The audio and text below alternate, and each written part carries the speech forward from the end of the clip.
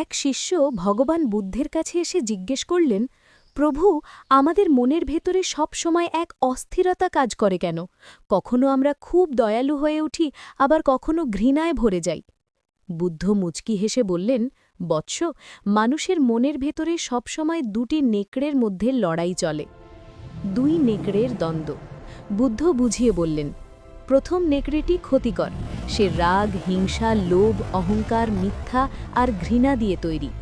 সে সবসময় অশান্তি খোঁজে। দ্বিতীয় নেকড়েটি কল্যাণকর, সে আনন্দ, শান্তি, ভালোবাসা, বিনয়, সত্য আর করুণা দিয়ে তৈরি। সে অন্যকে সাহায্য করতে চায়। শিষ্যটি কিছুক্ষণ ভেবে চিন্তিত মুখে প্রশ্ন করলেন, কিন্তু প্রভু, লড়াইয়ের শেষে কোন নেকড়েটি জয়ী হয়? বুদ্ধ শান্ত স্বরে উত্তর দিলেন, তুমি যাকে নিয়মিত আহার দাও সেই জয়ী হয়। গল্পের মূল শিক্ষা। এই ছোট্ট গল্পটি আমাদের জীবনের গভীর সত্য প্রকাশ করে। চিন্তার নিয়ন্ত্রণ। আমাদের মন একটি বাগানের মতো।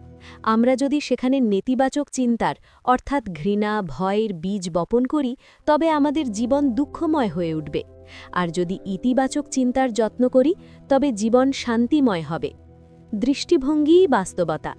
বুদ্ধ শিখিয়েছেন যে আমাদের বর্তমান পরিস্থিতি আমাদের অতীতের চিন্তারই প্রতিফলন। আমরা যা বিশ্বাস করি, ধীরে ধীরে আমরা ঠিক সেটাই হয়ে উঠি।